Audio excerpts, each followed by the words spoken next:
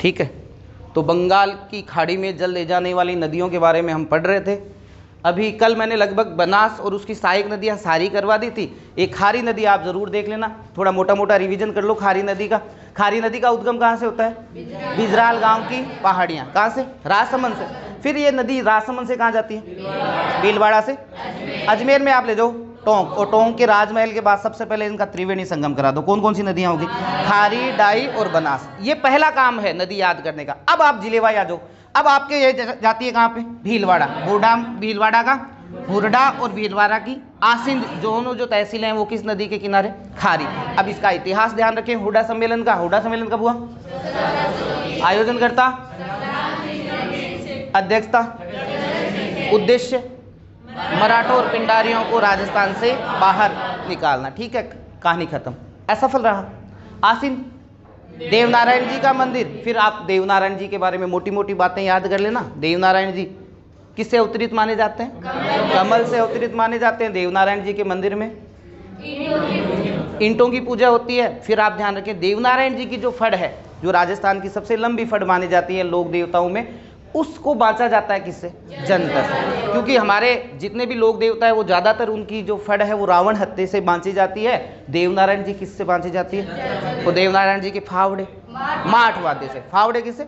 माठ वाद्य से। ठीक है, अब इतनी चीजें याद हो जाए ना, फिर याद रखना कि खारी नदी के किनारे है। पहले तो बेसिक क्लियर कर लो आप। पहले हुरडा सम्मेलन खारी नदी के किनारे, वो अगला तो पूछेगा ये 1734। फिर ये आपके नारायण सागर बांध बना था आपके खारी नदी पर अजमेर में, और ये यहाँ आपने ले जाकर मिला दी। तो चलिए अब आखिरी नदी है जो बंगाल की खाड़ी की तरफ अपना जल ले जाएगी, उसके बारे में पढ़ लेते हैं। ये है आपके यहाँ, ये देख लेना ना थोड़ा, ये वीडियो में आया था ना, संग्राम सिंह सहेलियों की बाड़ी। हमेशा ध्यान रखें, एग्जाम में पूछा जाता है सहेलियों की बाड़ी जो है उसका निर्माता कौन था? संग्राम सिंह जी, जिसने हुरडा सम्मेलन का आयोजन किया था, लेकिन अध्यक्षता नहीं कर सके। अगली जो नदी है, आखिरी नदी है, वो है बाणगंगा। कौन सी नदी?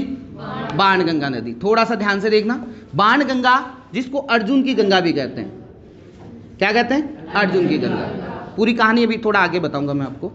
जिसको ताला नदी भी कहते हैं। जिसको क्या कहते हैं? और जिसको रुंडित नदी भी कहते हैं। ये आया था वीडियो में।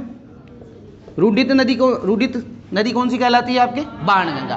देखिए बाणगंगा नदी है, इसका उद्गम होता है बेराट की पहाड़ियां। पहाड़ियां कौन सी? बेराट की पहाड़ियां, जयपुर। थोड़ा सुनते जाऊं। यहां से इस नदी को आप ले जाओ जयपुर, जयपुर से ले जाओ सीधा दौसा।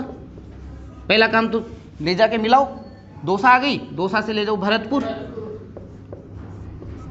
ठीक है, और भरतपुर से आप ले जाओ यूपी, है ना, और यूपी में क्या कर दो इसको यमुना में डायरेक्ट मिला दो। कहाँ मिलती है कहाँ नहीं मिलती वो बाद में देखेंगे।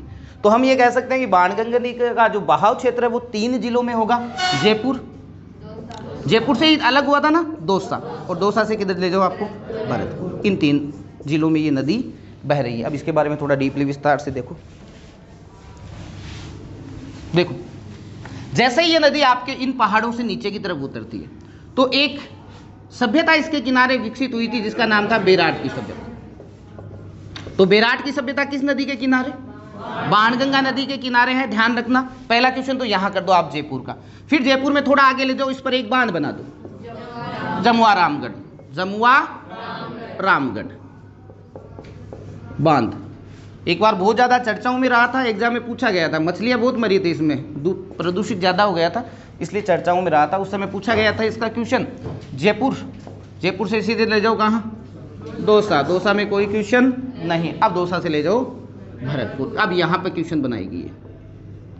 भरतपुर में इस पर एक बांध बना हुआ है भाई, अजान बांध। यहीं पर क्या है, इसमें एक छोटी सी नदी आके मिलती है, गंभीरी। अब देखो गंभीरी 2-3 नदियां हैं अपने।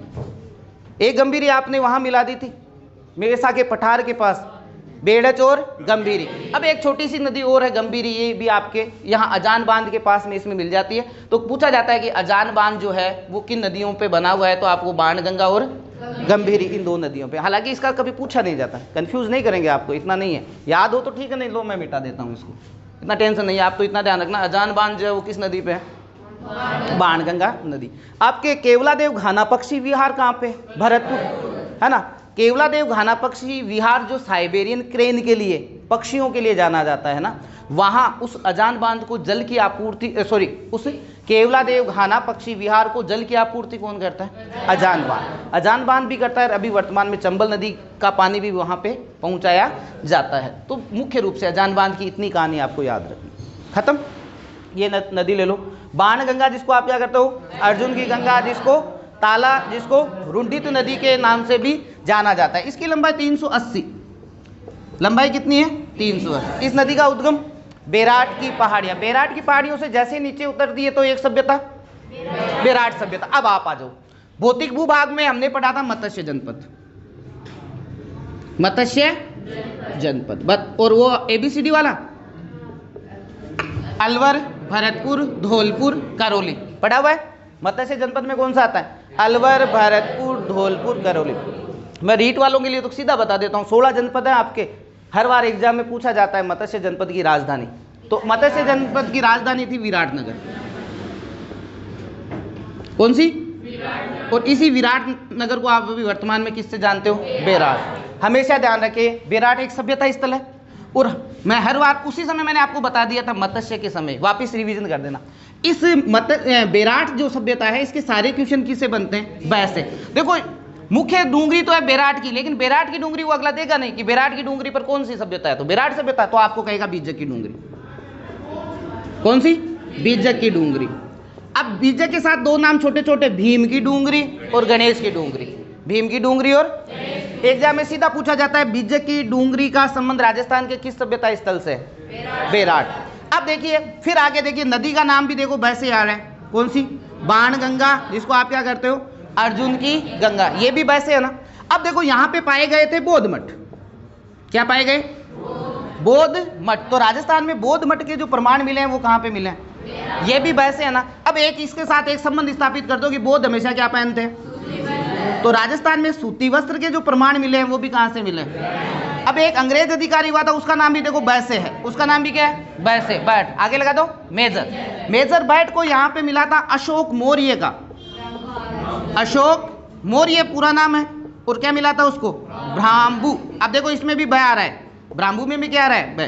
ब्राह्मू शिलालेख, बड़ी बात है। अशोक कौन था? सीधी सी बात है। तो ये सभ्यता हो गई आपके मौर्यकालीन। ये कौन सी कालीन हो गई?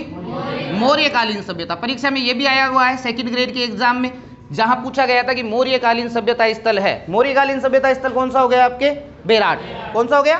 बेराट, क्योंकि अशोक मौर्य का मिला है, इसका मतलब मौर्यकालीन सभ्यता स्थल। ठीक है। अब एक और अधिकारी था जिसका नाम था बनर्जी। पूरा नाम याद करो तो नील रत्न बनर्जी। पूरा नाम क्या था? नील रत्न बनर्जी। अब बनर्जी, ममता बनर्जी भी तो है ना, पश्चिमी बंगाल, ये भी वहीं का था, पश्चिमी बंगाल का। तो जब ये यहाँ से वापस गया ना, तो ये अशोक का ब्राह्मू शिलालेख अपने साथ ले गया और वर्तमान में ये कलकत्ता संग्रह कहाँ है। इतनी चीजें तो मैंने आपको उस समय बताती थी मत्स्य जनपद के समय। वापस देख लेना। बेराट, बीजक की डूंगरी का संबंध किस नदी के किनारे? क्या मिले? बौद्ध मठ। अब आपने देखिए बौद्ध मठ होते कैसे, थोड़ा ध्यान से देखना। ग्रामोत्थान स्कूल देखी हुई है किसी की?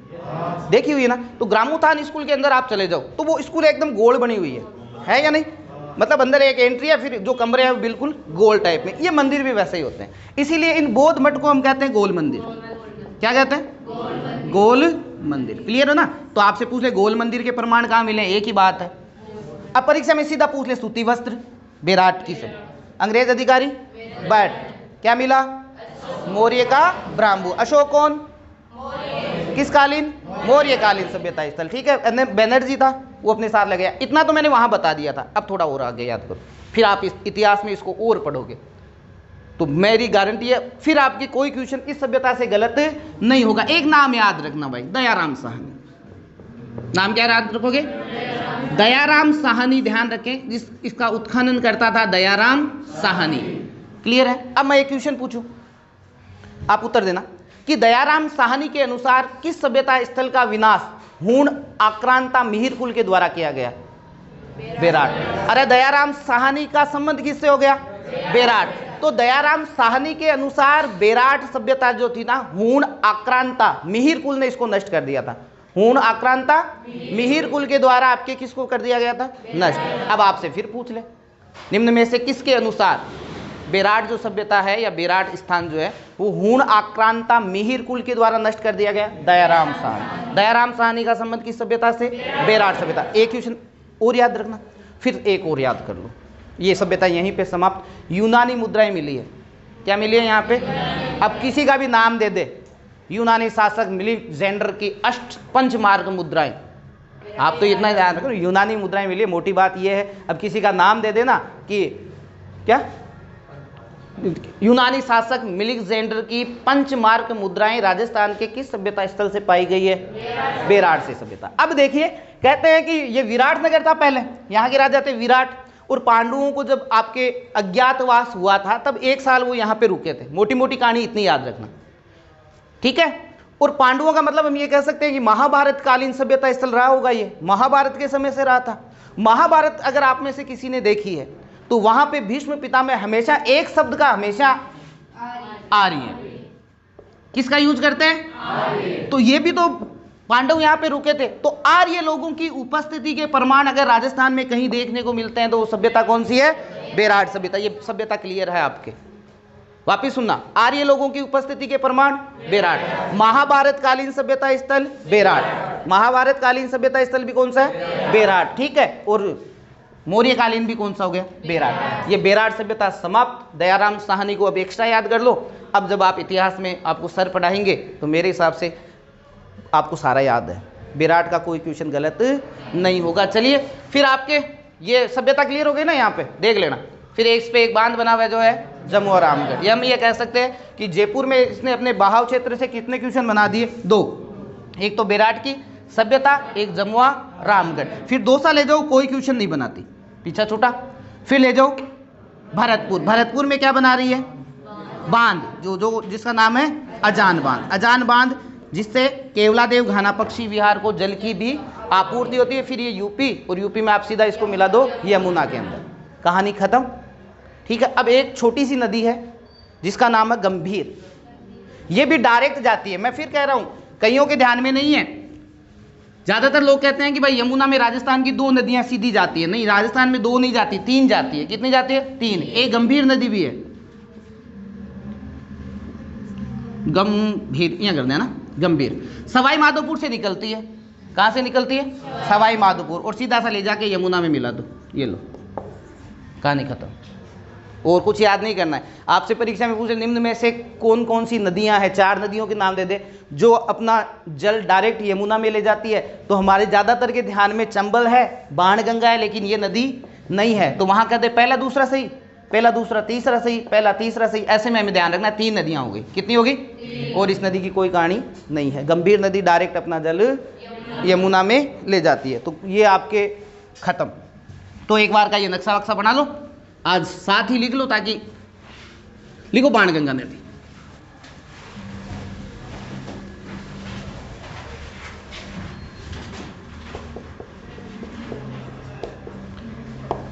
बाणगंगा नदी, जिसको आप उपनाम क्या लिखोगे?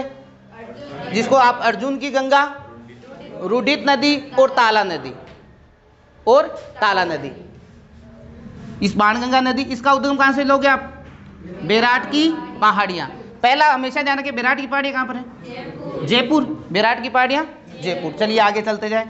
जयपुर के बाद इस पर एक सभ्यता स्थल बेराट कर दो,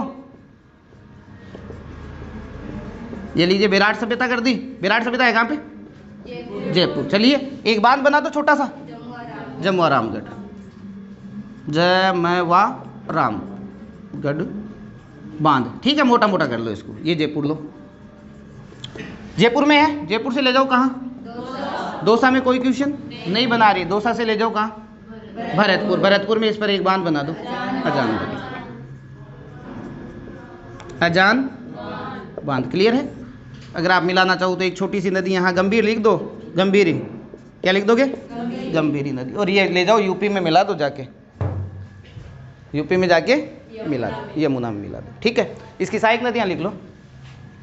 परीक्षा में देखो छोटे छोटे नाले हैं, देखो एक तो है गुमटी नाला सूरी, गुमटी नाला सूरी, और पलासन, एक पलासन नाम और याद रखना, पलासन, और एक संवान, आज तक तो आई नहीं कभी एग्जाम में, लेकिन देंगे ना तो 3-4 नदियों का नाम साथ में देंगे, आपके कहेंगे गोमती, नाला, सूरी, किसकी सहायक नदियां हैं? बाणगंगा। किसकी सहायक नदियां है? बस इतना याद रख लो। एक नदी का नहीं देंगे, छोटे छोटे नाले से एक हैं ये, आप अपने दिमाग में जो वो नदी का जो चित्र बना के है ना वो भूल जाओ। ये राजस्थान है, छोटी छोटे ऐसे नाले बहते हैं। तो नाला, नाला ये नाम भी आ गया। गोमती, नाला, सूरी किसकी सहायक नदियां है? बाणगंगा की। एक थोड़ा दिमाग में वापस एक बार बोलो नाम देखें। किसकी सहायक नदियां? ये इसकी सहायक नदियां हो गई। ये क्या हो गई? इसकी सहायक नदियां। ठीक है भाई, नक्शा बना लो, फिर आगे देख लेते हैं। बेराट वाले क्वेश्चन एक बार बोलो, पहले नक्शा बनाओ इसको।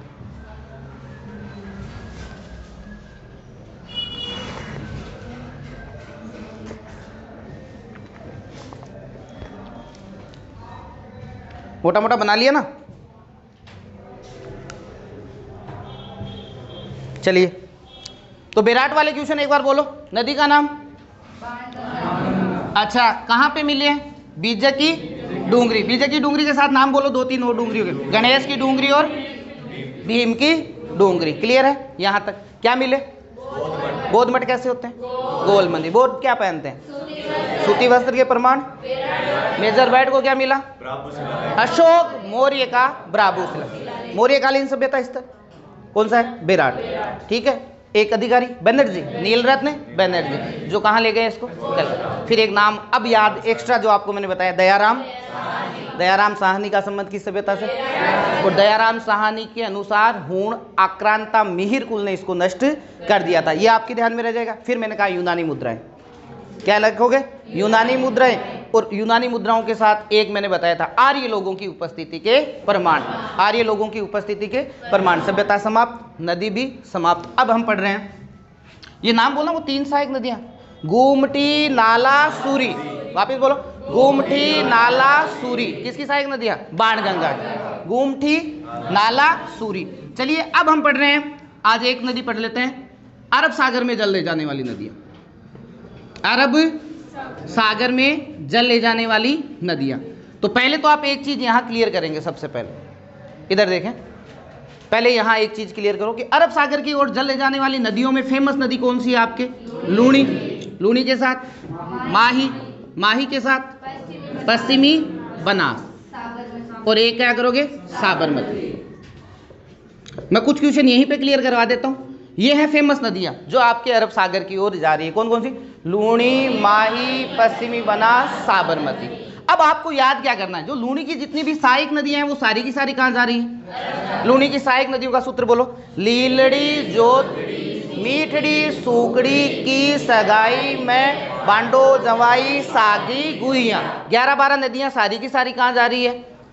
अरब सागर में। तो लूणी वाला आपको याद है। देखो माही वाला जरूर आप याद रखें, माही वाला बहुत ही मोस्ट है। पहले तो त्रिवेणी संगम बेनेश्वर में होता है, ननावटापुर में। सोम, माही और जाखम, तो 2 नदियां तो ये हो गई। हम ये कह सकते हैं सोम, माही और जाखम त्रिवेणी संगम बनाती है। सबके ध्यान में, मंदिरों में हम पढ़ते रहते हैं इसको। फिर इसके अलावा देखो, इसकी सहायक नदियों में है ईरू, और ये मोस्ट कर देना अनास, ये परीक्षा में पूछी जाती है। मोरेन, मोरेन, सांप, हरण। नाम याद करने पड़ेंगे। देख क्या रहे हो? सिर्फ नाम याद करो, नदियां थोड़ी पढ़नी आगे जाके आपको। कहाँ से ये हरण कहाँ से निकल रही है, सांप कहाँ से, कुछ इतना कुछ नहीं है। आपको इतना ध्यान रखना है, ये सारी की लगभग सारी नदियां जो है ना, ये बांसवाड़ा पे मिल जाती है। कहाँ मिल जाती है? ठीक है ना, ये सारी नदियां बांसवाड़ा। ये कहाँ पर है? डूंगरपुर। बस मोटी मोटी है। परीक्षा में पूछा गया था अनास नदी। अनास नदी माही में कहाँ मिलती है? देखो कितना अच्छा क्वेश्चन था। अगर किसी के ध्यान में है कि 2 जिलों में बहती है। अब ऑप्शन अगला कितना दे रहा है? 4 तो देगा ही ऑप्शन।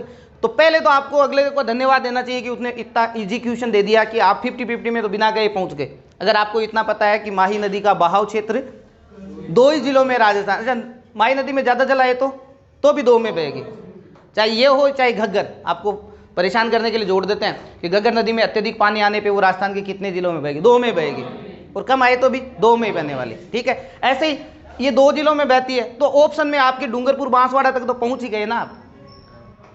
तो 50% में तो बेचारे ने वैसे ही पहुंचा दिया। तो इजी क्वेश्चन मानता हूं मैं तो। अब टोरा लगाना था तो अब आपको टोरा लगाने की जरूरत नहीं है, बांसवाड़ा कर देना। ये बाकी का है डूंगरपुर। ये इसकी सहायक नदियाँ। पश्चिमी बनास की एक ही सहायक नदी है, सिपू या सूकली, सिपू या सूकली। अब देखो सूकली, बस सूकड़ी अलग है, सूकड़ी लूणी की, सूकड़ी की है लूणी की, सूकली की है पश्चिमी बनास। अब देखो साबरमती नदी, मानसी वाकल, एक तो मानसी एक वाकल, एक से ही, बस ये इतनी याद रख लो तो भी अपने काम हो जाएगा। वेतर की कई नाम और आते हैं आपके, है ना, वैसा इतना कुछ नहीं है। दो नदियां याद रख लेना, कौन सा, मानसी और वाकल, और एक सही। अब यहाँ पे ये याद कर लो, इन नदियों को कहीं नहीं पढ़ना, इतना याद रखना, फुलवारी की नाल से निकलती है। कहाँ से निकलती है? फुलवारी की नाल से। अच्छा, बस इसे कौन सी निकली थी? ब्राह्मणी और ओरई, ब्राह्मणी और ओरई तो निकली थी आपके बस अभ्यारण्य कहाँ पर है? चित्तौड़गढ़, जो प्राचीन समय में अपने बब्बर शेरों के लिए फेमस था, तो आपको थोड़ा ध्यान रखना है। अच्छा, ओरई परियोजना चित्तौड़गढ़ ही होगी, ओरई परियोजना कहाँ होगी? चित्तौड़। ऐसे ही आपको ध्यान रखना है। ये दो नदियों का एक ही क्वेश्चन पूछा जाएगा। मानसी वाकल कहाँ से निकलती है? फुलवारी की नाल, फुलवारी की नाल कहाँ पर है? उदयपुर। अब एक ये ले लो, वाकल जल सुरंग परियोजना, पहले भी बताई थी मैंने। वाकल जल सुरंग परियोजना राजस्थान की सबसे लंबी जल सुरंग परियोजना है, उदयपुर में है। कहाँ पर? उदय। 4.5 किलोमीटर जमीन के अंदर अंदर है। तो मानसी, ये वाकल जल सुरंग परियोजना आपसे पूछ ले कहाँ चल रही है? सबसे लंबी। सेई का नाम भी ध्यान रखें, सेई भी आपके उदयपुर के क्वेश्चन बनाएगी। सेई परियोजना, सेई परियोजना, ये लीजिए। नदियां भी क्लियर है, तो आपने इतनी नदियों में ये देख लो, ये सारी नदियां क्लियर हो गई। मतलब साबरमती थोड़ी सी पढ़नी है अपन को, इसकी सहायक नदियों के क्वेश्चन बनते हैं, वो हमें याद करना। मानसी और वाकल का, फुलवारी की नाल, सेई, उदयपुर, सेई उदयपुर। सेई परियोजना कहाँ चल रही है? उदयपुर। इतना याद रखो, कौन सी है, क्या है, क्या नहीं करेंगे, आगे पढ़ेंगे। इसमें सिर्फ इतना याद रखना, ये इसकी क्या है? सहायक नदियां। ईरू, अनास, मोरेन, चांप, हरण। वापिस बोलो, ईरू, अनास, मोरेन, चांप, हरण। मोरेल किसकी सहायक नदी है? किसकी है? बनास की। मोरेल परियोजना कहाँ चल रही है? अरे तेरी, मैंने कहा था ना, आप बेसिक याद करो। बेसिक आपको याद होता नहीं है और आप एडवांस में डीपली चले जाते हो, जरूरत नहीं है। मैंने वापस बता दो, ये मोरेल, मोरेल बांध जो है वो कहाँ पर है? सवाई माधोपुर। ऐसे ही याद रख लेना। मोरेन, मोरेन किसकी सहायक नदी है? माही की। 2-4 बार क्लियर करोगे तो हो जाएंगे। तो ईरू, अनास, मोरेन, चांप और हरण, ये सारी नदियाँ कहाँ मिल जाएगी? बांसवाड़ा में। अनास मिले, ईरू मिले, ये सारी लगभग कहाँ मिल जाती है? बांसवाड़ा में। और ये यहाँ पे हो जाता है त्रिवेणी संगम। ठीक है, अब देखो, ये है पश्चिमी बनास। पश्चिमी बनास की भी ज्यादा लंबी चौड़ी कहानी नहीं, छोटी सी नदी है। ठीक है, इसकी एक सहायक नदी याद करना, सिपू या सूकली। अब इस नदी को पढ़ने की जरूरत नहीं है, कोई समस्या नहीं है, नहीं पढ़ोगे तो चल जाएगा। एक क्वेश्चन बनाती है, बता दूंगा। साबरमती, मानसी और वाकल। ठीक है, ठीक है भाई, तो लिखना शुरू करो, थोड़ा बंद करो।